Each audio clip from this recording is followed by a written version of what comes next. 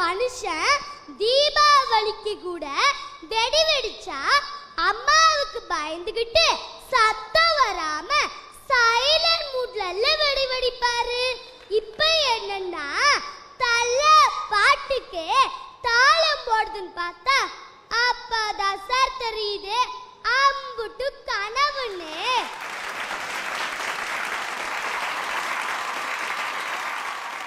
அதனாலதான் சார் சொல்றேன், கல்யாணம் ஆக போற பொண்ணுங்கெல்லாம் அதிர்ஷ்டசாலின்னு. ஏன்னா கல்யாணத்தன்னைக்கு மட்டும்தான் பழங்கெல்லாம் ஹஸ்பண்ட், அப்புறம் அவங்க எல்லாரும் டோட்டலா ஹஸ்பண்ட் தான் சார்.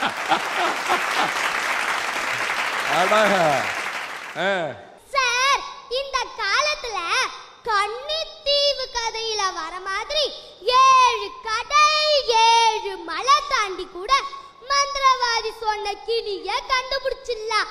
ஆனா கணவன் சொல் பேச்சு கேட்கிற மனைவிய கண்டே பிடிக்க முடியாது சார்.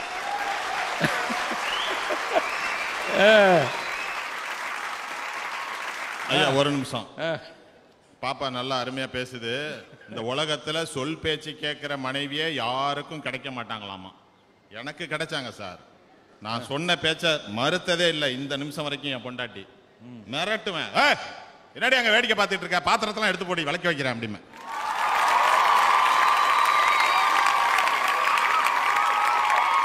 அங்க என்னடி மாசம் பார்த்துக்கிட்டு இருக்க, துணியெல்லாம் எடுத்து போடுறீ துவைச்சி வைக்கிறேன்.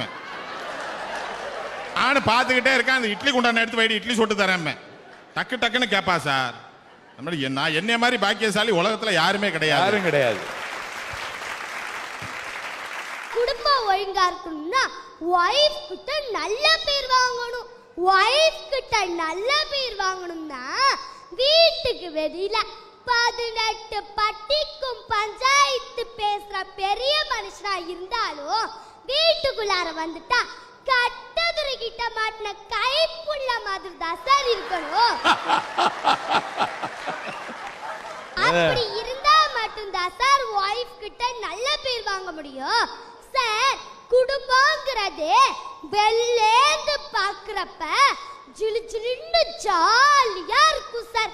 ஆனா உள்ளார வந்துட்டா உஷ்ணமா தான் சார் இருக்கும்.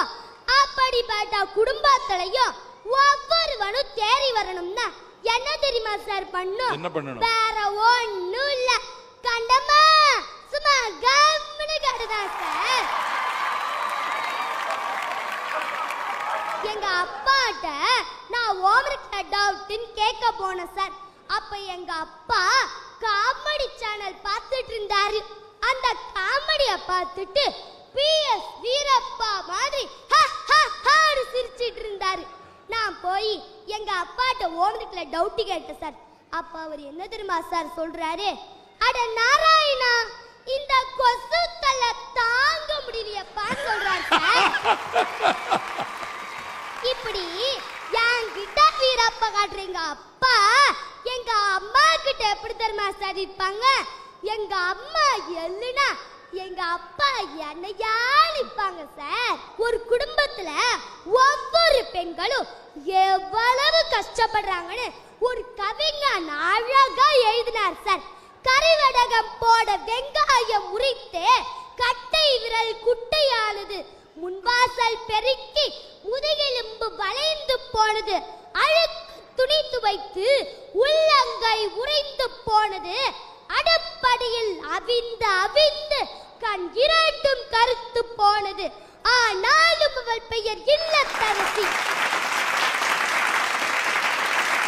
நான் ஏன் தெரியுமா ஆம்பளைங்களாம் ஆமா சாமி போடணும்னு சொல்றேன்? இன்னைக்கு இருக்க லேடிஸ் கிட்ட வாய் கொடுக்கறதும் ஒண்ணுதான், தண்டவாளத்துல தலைய வச்சு படுக்கிறதும் ஒண்ணுதான் சார்.